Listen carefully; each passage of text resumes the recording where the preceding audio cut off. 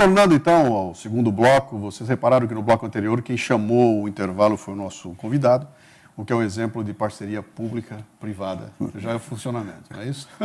Muito bem, retomando aquela pergunta, né, sobre a dificuldade. Por que as coisas não acontecem? Não acontecem porque não tem dinheiro ou não acontecem porque há uma dificuldade de aplicar esse dinheiro? Como é que funciona isso? Bom, o Juscelino dizia que dinheiro não sai do bolso, sai da cabeça, né? Você precisa criar, você precisa ter criatividade para poder driblar, inclusive, a falta de recursos orçamentários. Aqui no Brasil, nós ficamos muito tempo drogados só em recursos orçamentários públicos, ou seja, ir lá na teta do BNDES para ir buscar dinheiro subsidiado ou dinheiro do orçamento. E o dinheiro do orçamento, ele é curto, nós não temos poupança suficiente para poder atender a nossa demanda de infraestrutura. Aliás, o Brasil cresce pouco e vai continuar crescendo pouco por falta de recursos de investimento. O Brasil investe só 18% do PIB e nós temos que investir 25% do PIB para poder crescer a 4% ao ano. Portanto, tudo isso que os governos falam, não, no ano que vem nós vamos crescer. Não cresce, exatamente porque nós estamos limitados a isso. Contrapartida, dos 18 para os 25, esses 7% seria a poupança interna que nós não temos. Portanto, o momento agora é trazer poupança externa, não como capital de empréstimo, mas como capital de risco, para poder explorar as oportunidades de infraestrutura. A contrapartida é que o Brasil é um país, ou seja, é um continente em implantação, não é um país, é um continente. Daí as oportunidades imensas de tirar o atraso em termos de infraestrutura no sistema de transporte, especificamente no sistema de transporte. Então, isso é um caminhão de dinheiro. E aí a abertura para as parcerias público-privadas, aproveitando os recursos disponíveis, porque a crise mundial é acompanhada de uma enorme liquidez. Sim. O dinheiro do mundo hoje está aplicado a juro negativo no Tesouro da Alemanha. Ele não quer nem mais juros, ele não quer perder dinheiro. Sim. Ou a juro zero no Tesouro americano.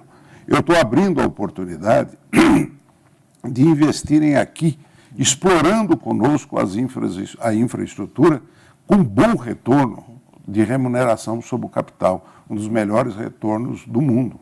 Apesar das nossas taxas de juros estarem baixando, ainda assim nós temos bom retorno. Então a oportunidade é de ouro para juntar uma coisa com outra. Outro ponto do estrangulamento. No Brasil, nós não formamos mais engenheiro. Porque todo mundo quer agora ciências humanas. Quer ser sociólogo, quer ser psicólogo, quer ser advogado. Engenheiro é mais pedreira, tá? Então, a turma... Você não tem nem nos cursos básicos bons professores de matemática, de aritmética. A turma tangencia, foge do mais difícil. Sim. Resultado, o número de engenheiros que nós estamos formando é insuficiente para o tamanho do desafio. Em todas as áreas. Em todas as áreas. Eu tive recentemente com o pessoal da Vale, e eles estavam colocando uma série de projetos ali. A projeção deles era abrir vaga para 7.500 engenheiros e não havia de onde tirar. Começa a se importar, então, essa mão de obra. Agora, esta importação de mão de obra, ela não é boa, pura e simplesmente importando. Agora, se eu trouxer a mão de obra, mas que vem acompanhada dos capitais Sim. e dos grupos de investidores que venham com projetistas, venham com engenheiros, nós vamos dar chance de uma convivência com o que há de mais avançado no mundo, porque lá, gente, eles estão totalmente parados. A Europa estagnou. Sim. Mas não é para sempre, é para um período de 6, 7 anos e a oportunidade nossa é agora. Então, corre para ir buscar antes que eles comecem a se recuperar, porque esta é a grande oportunidade. Agora, até que isso aconteça, você tem uma série de bloqueios e de interesses que falam, opa, peraí, para mim estava muito bom assim, vai cair na minha mão, mas em prazo de 20 anos eu faço tudo. Só que nós temos pressa. Nós temos que fazer agora para poder relançar o país. Então, esse é o grande desafio da presidenta Dilma, do governo do Estado de São Paulo, que tem uma posição em matéria de PPP muito mais avançada que outras regiões do país, porque nós temos uma história.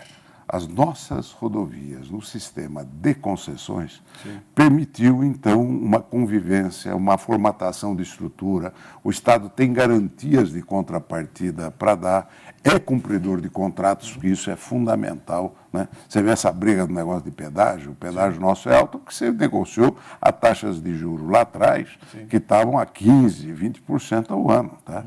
Agora, foi contratado, tem que cumprir. Tá certo?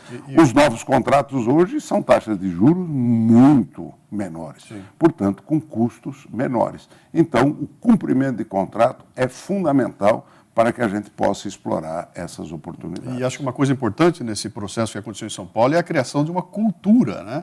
Eu, como usuário das estradas, eu consigo enxergar o benefício que me traz. Então, eu estou pagando um pedágio mais caro, mas eu consigo enxergar o benefício. Eu estou vendo ele voltando para mim, né? E acho que essa criação dessa cultura é uma coisa importante.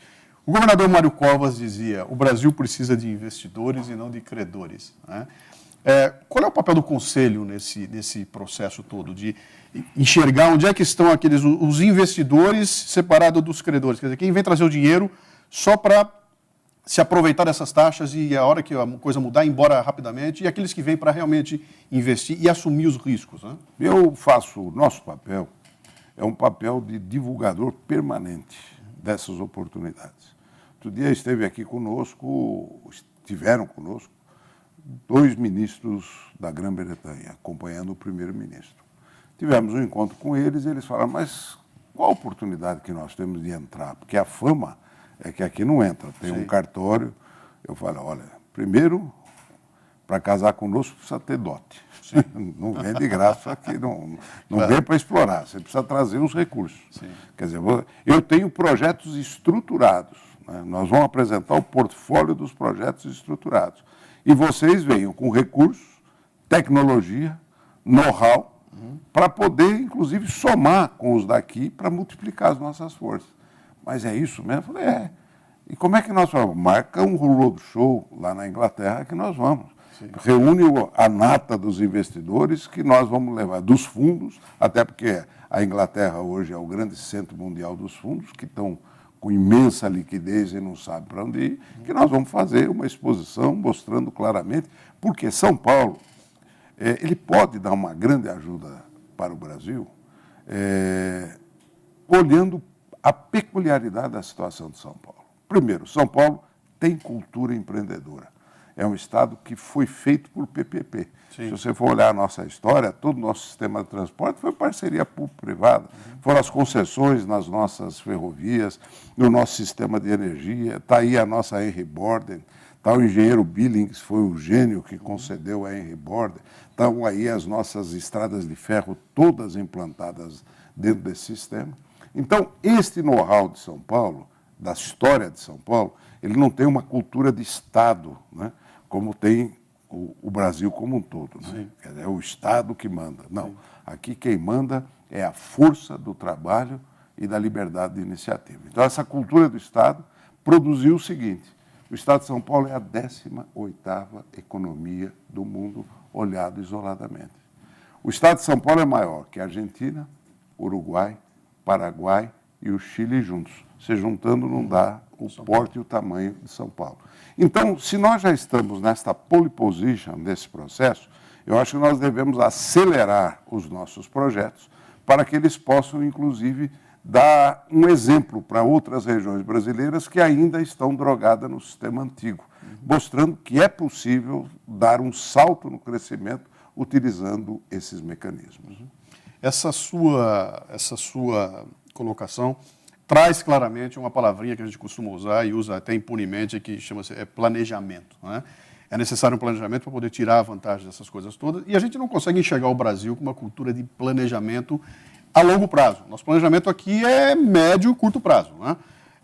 E uma projeção como essa sua, quer dizer, nós temos aí troca de governo daqui a 2 anos. Há uma grande chance de que haja uma continuidade, né?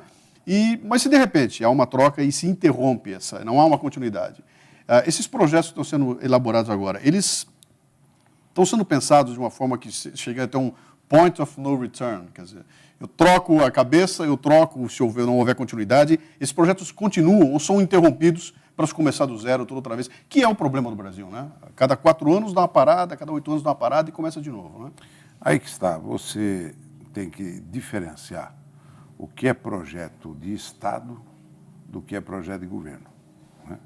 O projeto de Estado é aquele projeto com a visão de longo prazo, que cada governo está comprometido em tocar aquilo que está colocado. E isso precisa ser negociado com a sociedade, porque a sociedade faz a pressão para a continuidade. Eu acho que dos assuntos que eu tratei de mobilidade urbana, não há nenhuma dúvida de que metrô, trem, trilho, monotrilho, não pode parar. Isso, e a cada linha nova que você inaugura, ela bate recordes, porque o povo quer usar aquele sistema. Portanto, eu acho que em matéria de trilho é irreversível. Irreversível. O senhor pode chamar o intervalo, por favor? Então, a próxima pergunta será respondida no intervalo comercial. Muito obrigado.